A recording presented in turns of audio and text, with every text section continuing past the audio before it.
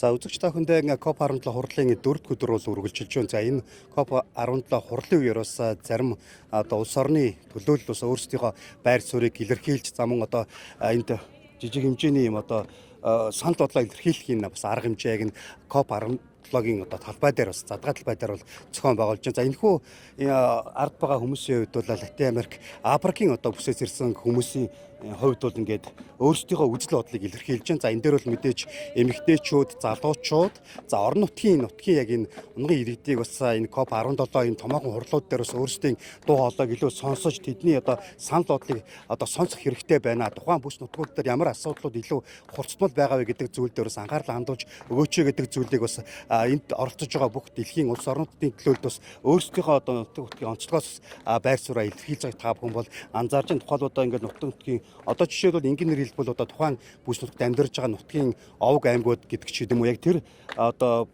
илэрхийлэлээр өөрсдийнхөө байр суурийг илэрхийлж байгаа дүр зургийг та бүхэн маань харж байна.